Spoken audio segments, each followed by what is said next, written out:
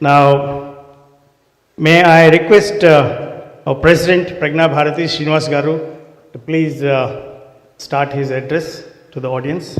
First, on behalf of Pragna Bharati, we welcome distinguished members on the dais, guests, first of all, former Vice President of India, Honorable Shri M. Venkaiah Naidu Garu. Thank you so much for coming today. Our national convener for Pragna Pravaha, the Pragna Bharati, the national name is Pragna Pravaha, Shri Nandakumar ji. We also have a member, Srimati Vijay Bharati ji. She is a member of National Human Rights Commission. And last but not the least, our beloved chairman of Pragna Bharati, Shri Tripurni Hanuman Chaudhary Garu. We are gathering today, first of all, let me announce this.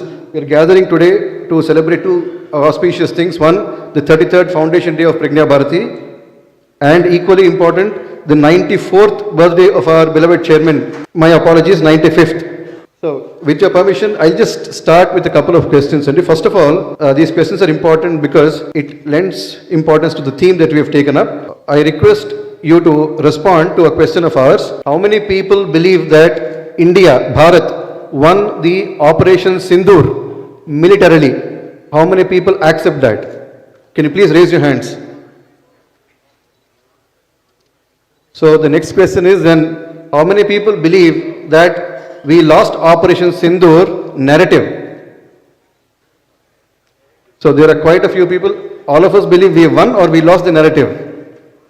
There seems to be an understanding that militarily we have succeeded, but the narrative wise we have lost out somewhere. Okay. This is a dichotomy in sorts. We have been unable to portray our success, and our victory looks like a loss in the global eye, while their loss of the Pakistani side, it looks like a victory. They've converted that. I think we've lost a little bit of the narrative, if not the whole thing. What is surprising is, in this day and age of extensive media coverage, whether it is print, electronic, social media, when we feel that information is democratized, even then there is this dichotomy of real victory turning into a loss.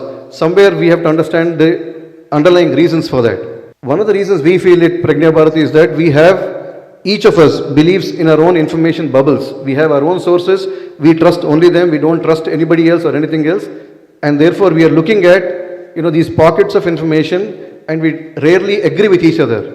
What it is leading to is lack of communication, lack of proper conversation. When we don't agree, how do we get together and solve problems for the future? Keeping that in mind, this meeting as Information Warfare and National Security Challenges for Viksit Bharat. That is the underlying reason for this title.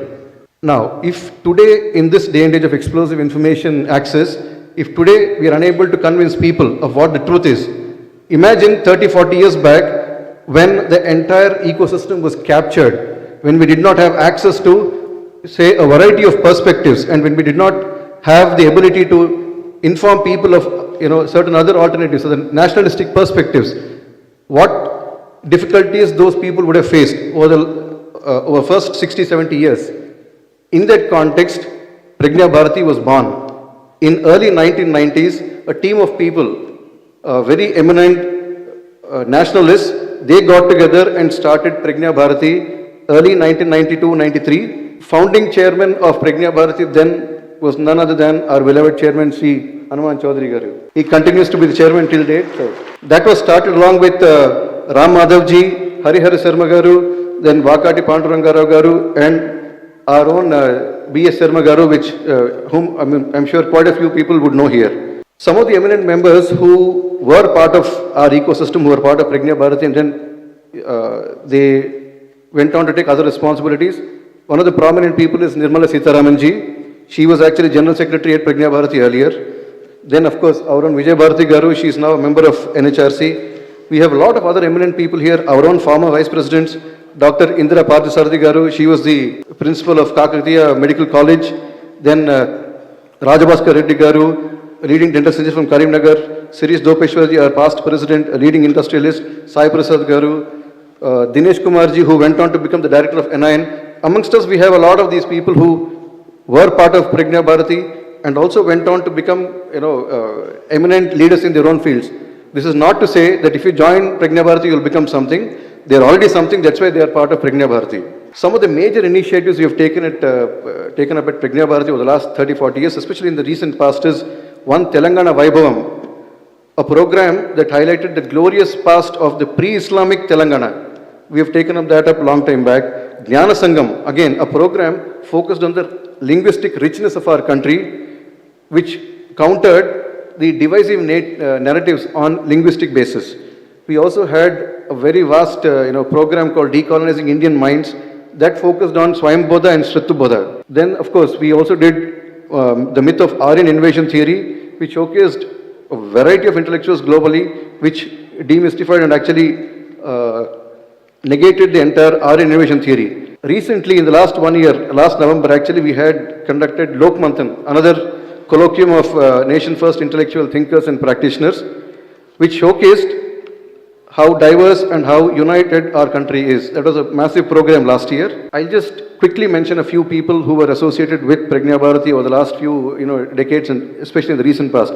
Sri L.V. Subramanian Garu, former IAS officer, retired S.K. Joshi ji, former IAS officer, chief secretary. We have Arvind Rao Garu, retired DGP at Andhra Pradesh. V.V. Lakshminarayan Garu, again, retired ADGP Maharashtra. We had Brahmasri Samavedam Sharma Garu. We had Brahmasri Madugu Nagapanda Sharma Garu, Swami Chidrupadananda ji. Among other prominent people who kept on supporting for many years, Dr. Varaprasad Reddy Garu, then Renuka Datla Garu of Biologically, Dr. C.S.R. Prabhu Garu of, he was the former Director General of National Informatics Center. Lot of eminent people have been associated with Pragna Bharati over the last 3 decades. On our side, to recognize some of these giants, their achievements and what they have contributed to Bharat, we had honored them with Pragna Puraskar, which is our annual, I would say, felicitation and recognition of these eminent people.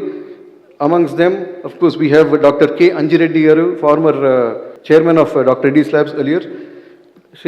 Dr. Frawley, David Frawley, Rajiv Malhotra ji of Infinity Foundation, USA, Dr. Satish Reddy Garu, who was DRDO chairman and went on to director and went on to become the advisor to Raksha Mantri. RVS Avadhanlu Garu, he's here, a very eminent scholar and chairman of Veda Bharati. Padma Subramaniam ji, dancer. Francois Gauthier, M.V. Kamath Garu, very senior journalist.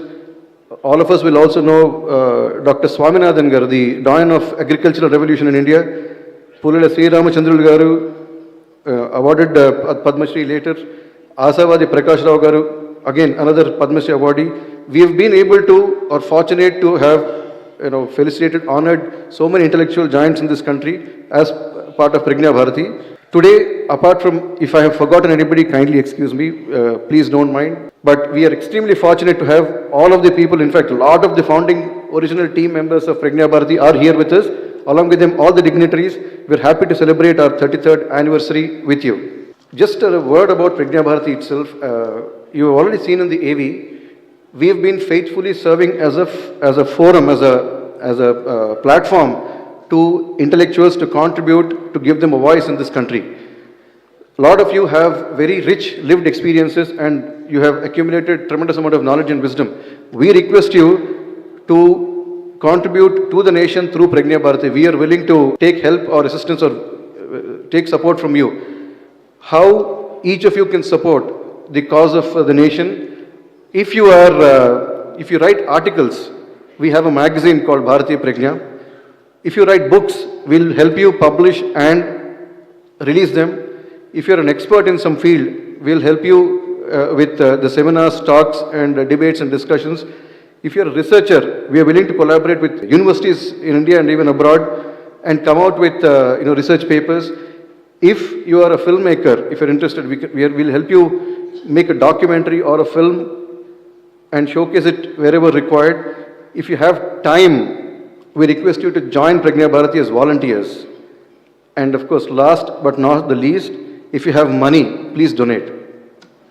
We have ATG, we have CSR, so it's a very clean organization. Anybody willing to donate, we will not say no.